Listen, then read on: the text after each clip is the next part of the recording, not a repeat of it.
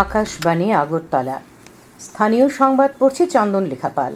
এখনকার বিশেষ খবর হলো, বুনিয়াদী শিক্ষা দপ্তরের নিপুণ ত্রিপুরা শাখার উদ্যোগে আগামী 23শে জুলাই থেকে সারা রাজ্যে শুরু হচ্ছে অনলাইন অ্যাসেসমেন্ট সার্ভে। ঐতিহ্যবাহী খার্চি পূজা ও উৎসবের আজ শেষ দিন। বাংলাদেশের সহিংস বিক্ষোভের পরিপ্রেক্ষিতে প্রায় 1000 ভারতীয় শিক্ষার্থী বাংলাদেশ থেকে ভারতে ফিরে এসেছেন। ঘরোয়া দ্বিতীয় ডিভিশন লীগ ফুটবল প্রতিযোগিতার খেলায় আজ ত্রিপুরা স্পোর্টস স্কুল জয়লাভ করেছে।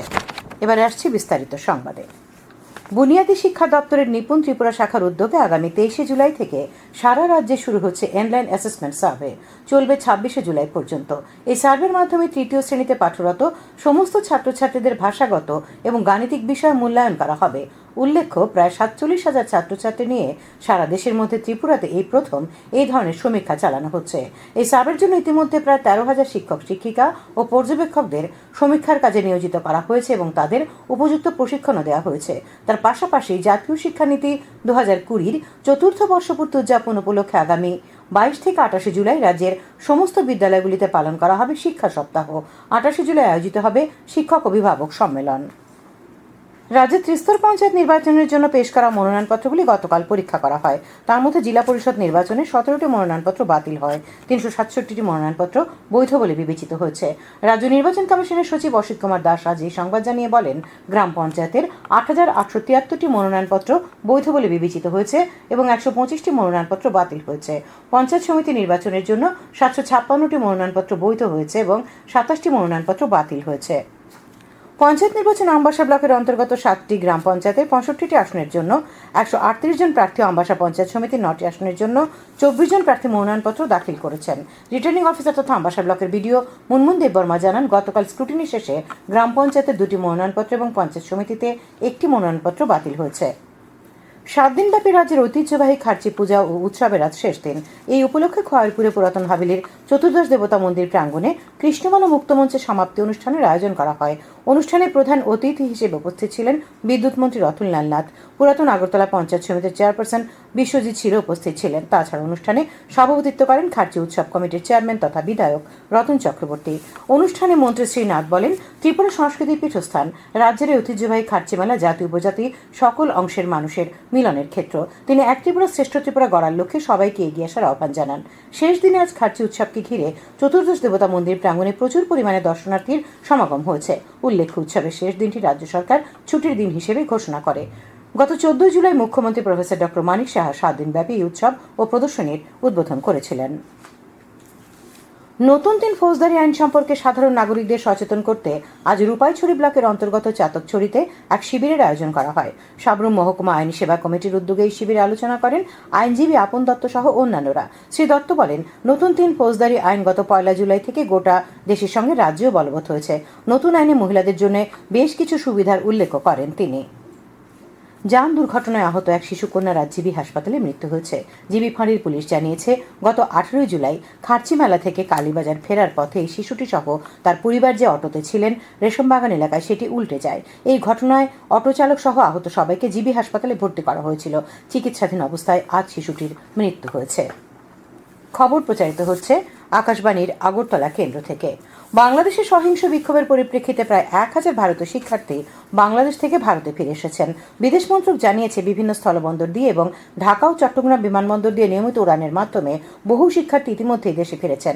মন্ত্রক জানিয়েছে, ঢাকায় ভারতীয় হাইকমিশন এবং চট্টগ্রাম, রাজশাহী, সিলেট ও খুলনায় সহকারী হাইকমিশনগুলি ভারতীয় নাগরিকদের দেশে ফিরতে সহায়তা করছে। ভারতীয় নাগরিক ও শিক্ষার্থীদের নিরাপত্তা নিশ্চিত করতে হাইকমিশন এবং সহকারী হাইকমিশনগুলি বাংলাদেশ কর্তৃপক্ষের সঙ্গে নিয়মিত যোগাযোগ রাখছে। এদিকে রাজ্যে সোনামুড়া শ্রীমন্তপুর আন্তর্জাতিক স্থলবন্দর দিয়ে দেশে ফিরে আসছেন বহু ভারতীয় ছাত্রছাত্রী। এই স্থলবন্দরটি দিয়ে আজ সন্ধে পর্যন্ত প্রায় 250 জন ছাত্রছাত্রী দেশে ফিরেছে। তাদের বেশিরভাগই বাংলাদেশের বিভিন্ন মেডিকেল কলেজের পড়ুয়া। বিএসএফ জানিয়েছে, ভারতীয় দূতাবাসের নির্দেশে শ্রীমন্তপুর স্থলবন্দর দিয়ে যাত্রী পারাপারের নির্ধারিত সময় পেরিয়ে গেলেও এসব পড়ুয়ারা আসতে পারবেন। শ্রীমন্তপুর স্থলবন্দরে ভারতীয় পড়ুয়াদের খাবার দাবার সহ প্রয়োজনীয় সহায়তা করছে বিএসএফ, ল্যান্ডপোর্ট কর্তৃপক্ষ, সোনামুড়া মহকুমা প্রশাসন এবং আরক্ষা কর্তৃপক্ষ। শ্রীমন্তপুরে উপস্থিত ছিলেন বিএসএফ এর commandant Rakesh Sinha, second in command R Lange, Sonamura মহকুমা পুলিশ আধিকারিক শশীমোহন দেববর্মা, ডিসিএম শুভজিৎ পাল প্রমুখ। আগত ছাত্রছাত্রীদের বেশিরভাগেরই বাড়ি ভারতের আসাম, মণিপুর, মেঘালয়, পশ্চিমবঙ্গ, তামিলনাড়ু ও উত্তরাখণ্ডে। তাদের আগরতলায় ভগৎ সিং যুব আবাসে থাকার রাখার ব্যবস্থা করা হয়েছে। কমান্ড্যান্ট শ্রী সিনহা জানান, কোনো পড়ুয়ার চিকিৎসার প্রয়োজন হলে তারও ব্যবস্থা করবে বিএসএফ। ভারতীয় পড়ুয়ারা নিজ দেশে ফিরতে পেরে বাংলাদেশ স্থিত ভারতীয় দূতাবাস কর্তৃপক্ষকে ধন্যবাদ জানিয়েছেন। দূতাবাসের আবেদনে সাড়া দিয়ে বাংলাদেশ পুলিশ এসকর্ট করে ভারতীয় পড়ুয়াদের বাংলাদেশ ভূখণ্ডের বিবিরবাজার সীমান্ত চেকপোস্ট পর্যন্ত পৌঁছে দিয়েছে। রাজ্য পুলিশের এআইজি আইন শৃঙ্খলা অনন্ত দাস আজ আকাশবাণীকে জানান, শ্রীমন্তপুর সীমান্ত দিয়ে ভারতীয় ছাত্রছাত্রীদের ভারত সরকারের উদ্যোগে বাংলাদেশ থেকে রাজ্যে আনা হয়েছে। আগামীকালও আরও কিছু ভারতীয় ছাত্রছাত্রী সীমান্ত দিয়ে রাজ্যে পৌঁছবে বলে তিনি জানান। এদিকে বাংলাদেশের ব্রাহ্মণবাড়িয়া মেডিকেল কলেজে পাঠরত 4 জন ভারতীয় ছাত্র আজ আগরতলার আখাউড়া স্থলবন্দর দিয়ে দেশে ফিরে এসেছেন। তাদের মধ্যে 3 জন আসামের এবং 1 জন মেঘালয়ের। তারা জানিয়েছে, ঢাকাস্থিত ভারতীয় দূতাবাস দেশে ফিরে আসতে তাদের সব ধরনের সহায়তা করেছে। প্রধানমন্ত্রী নরেন্দ্র মোদী আগামী 28 জুলাই সকাল 11টায় অনুষ্ঠেয় মন কি বাতের জন্য জনগণকে তাদের মতামত ও পরামর্শ পাঠানোর অনুরোধ জানিয়েছেন। গতকাল সামাজিক মাধ্যমে শ্রী মোদী বলেছেন, তিনি আসন্ন মন কি বাতের জন্য অসংখ্য পরামর্শ পাচ্ছেন।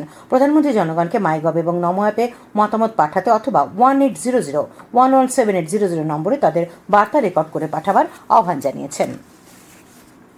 সংসদের বাজেট অধিবেশন উপলক্ষে সরকার আগামীকাল সর্বদলীয় বৈঠক ডেকেছে। বৈঠকে সংসদের উভয় কক্ষের কার্যক্রম সুষ্ঠুভাবে পরিচালনার জন্য সরকার সব রাজনৈতিক দলের সহযোগিতা চাইবে।